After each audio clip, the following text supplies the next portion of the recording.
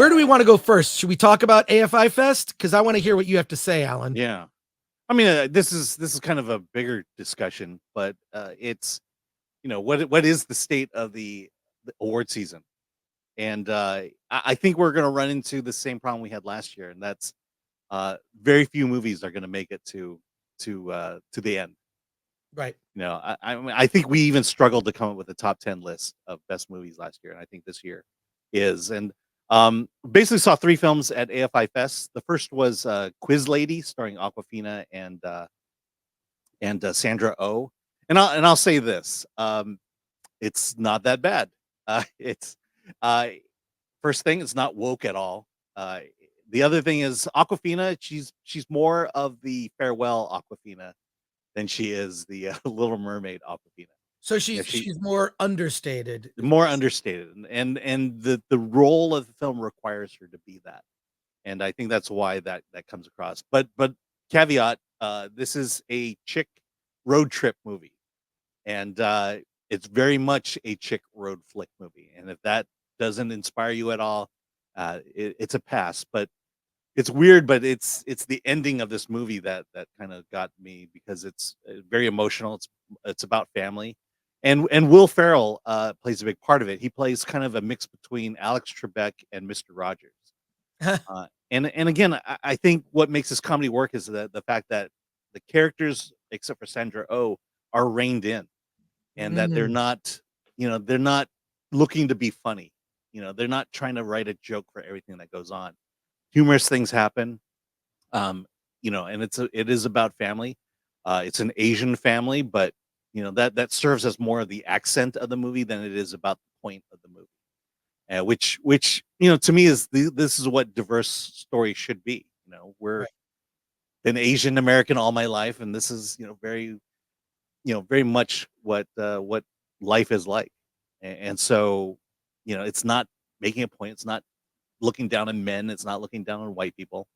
In fact, some of the racist moments are at the expense of Aquafina and Sandra Oh in this movie.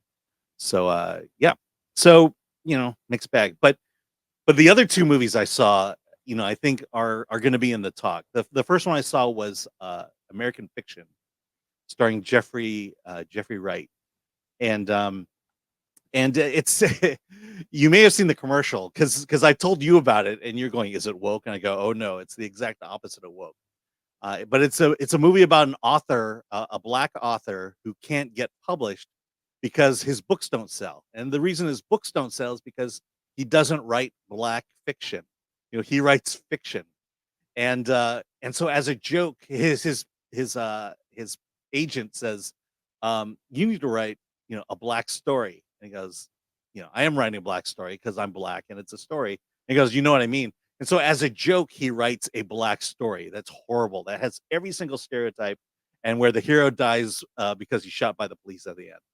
And as a joke, he submits it, and it gets picked up, and all the white people, all the white liberals love the book, and now he has to kind of play this character that he wrote, as a guy who is on the run from the police, and that's and the book becomes popular, and the movie gets into issues of race, about how wokeness is ruining the black story, so to speak.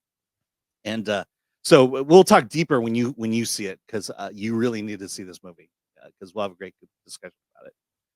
And then the third movie was Maestro, and this is the Bradley Cooper movie where he plays Leonard Bernstein, and it's the movie. The movie is the story of Leonard Bernstein and his wife, Fiona, and it's basically their love story, how they met, and then their children and their family. And so, and there's this weird dynamic. Fiona is a up and coming Broadway actress, and then you have Leonard Bernstein, who's one of the great American composers. And these two meet, and there's this dynamic that occurs between them as professionals.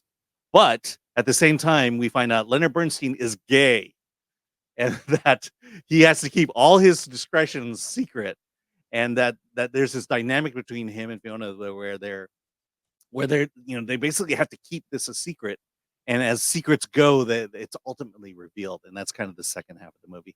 But the thing about this movie is, um, first of all, the visual style. The first half of the movie where it kind of alludes to him being gay is shot in black and white. It's told in kind of a, I wouldn't say cinema verite, but it's I would liken it to, a heavily dramatic, Help or Hard Day's Night. Um, and then the second half is shot in color in kind of the 60s mode. And on top of it all, the soundtrack is Leonard Bernstein, and it's these grand sweeping soundtracks to very little things that happen to his life. Uh, the thing I'll say about this movie is you may not like the story, but you have to admire Bradley Cooper's performance in it. This movie is all about him transforming himself into Leonard Bernstein with the nose, but it even goes beyond that because he plays Bernstein from age 18 to 65 Oh my till God. he's old. Do they do And so the de-aging? makeup process is incredible because the makeup, he's under heavy makeup when he's older, and he still has to perform underneath it. And Mhm. so to me, this whole movie is about watching this great performance from Bradley Cooper. And and then to have this sweeping, grand, majestic soundtrack of Leonard Bernstein to play over it. It's a piece of art. I don't know that it'll win Best Picture of the Year, but it's definitely gonna be up for nomination. Cooper will get Best Director, Best Actor. And I will say this, him not being at that screening at AFI was noticeable because this is his movie, and he's not there to talk about it. And that's kind of, you know, look, right now, we don't know if the strike is gonna end, and if it doesn't end this week, uh, there's nothing gonna happen till the end of the year, and that's the thing about award season. I don't know what's gonna happen. And not only that, so here's if the strike doesn't end before, or if they don't come to some agreement before Thanksgiving, everyone's on vacation, it's over. Yep. And they'll pick up talks again in January. Yeah. And guess what? Every award show will not have a celebrity until the Oscars, because the Oscars will be in March at some point, The and, Oscars will be in March. Pretty sure they'll have it wrapped up by March. But yeah. if they don't wrap it up before Thanksgiving, before the Thanksgiving break, it's over. And events like the Critics' Choice Awards, among others, will be affected. I'm sure they'll work something out before the Oscars. They have to, because the industry is at stake. Now you're looking at a bunch of movies have already moved. Snow White, the Mission Impossible Dead Reckoning Part 2, which is being renamed, retitled. A lot of movies have moved into 2025.